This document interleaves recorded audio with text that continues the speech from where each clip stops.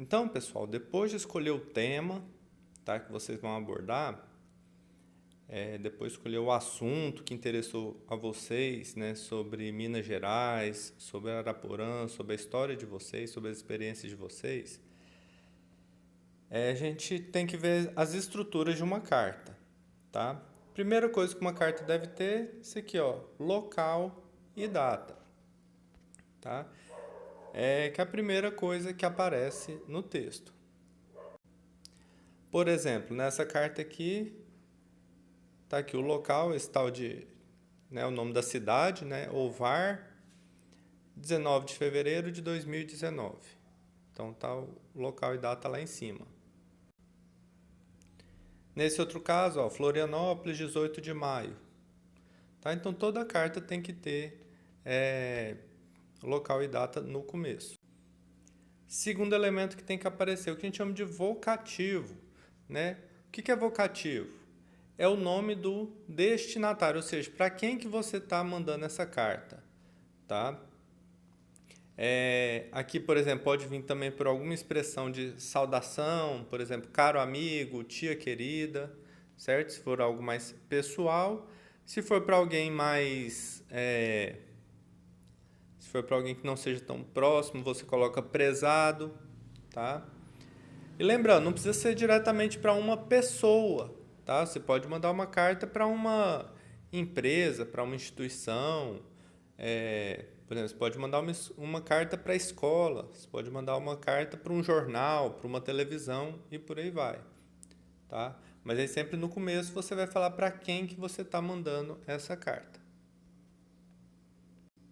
Nesse exemplo a gente pode ver aqui, ó, olá Joana, tá? Essa aqui, por exemplo, não é para alguém tão próximo. Então, ó, prezado senhor Silva. Então, passa um pouco mais de respeito. Mas sempre tem que ter esse vocativo.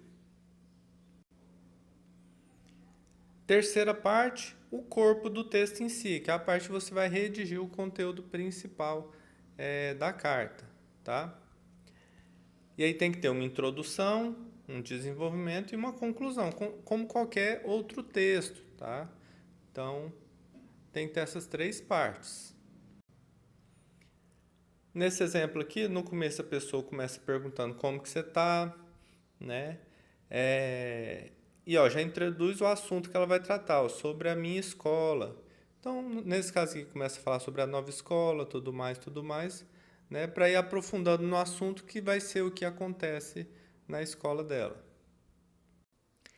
Nesse outro caso, né, que é uma carta para uma revista, primeiro ele fala aqui que ele é um leitor assíduo, né, vai falar, né, se apresentar, né, por que gosta e tudo mais. Então já começa a introduzir o assunto.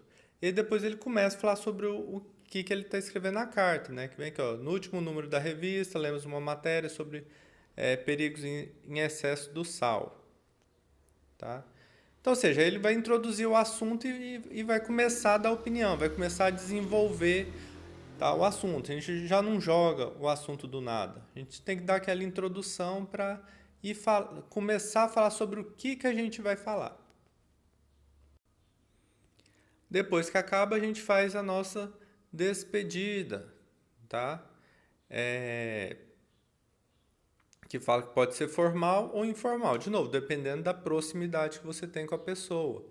Né? Se você vai mandar uma carta para um amigo mais próximo, você pode mandar beijos, abraços e tudo mais. Né? Agora, se você vai mandar uma carta para alguém que você não conhece, você vai mandar uma carta para um prefeito, para alguma empresa, para, né, para um jornal, aí você não vai mandar beijos e abraços, aí você põe lá só o atenciosamente, certo? Que é uma forma não tão próxima. Nesse caso aqui, ó, um beijinho muito grande para ti. Ó, por quê? Porque tem proximidade com a pessoa, certo? Nesse segundo caso, como uma pessoa está mandando uma carta para a revista, ele só põe aqui, ó, atenciosamente, tá? Então, ou seja, só para falar assim que está terminando, né, é uma forma de você indicar que você terminou o assunto da carta. E por fim, claro, a gente vai pôr a assinatura, tá? Para indicar quem que está escrevendo. De novo, nesse caso aqui foi a Soraya.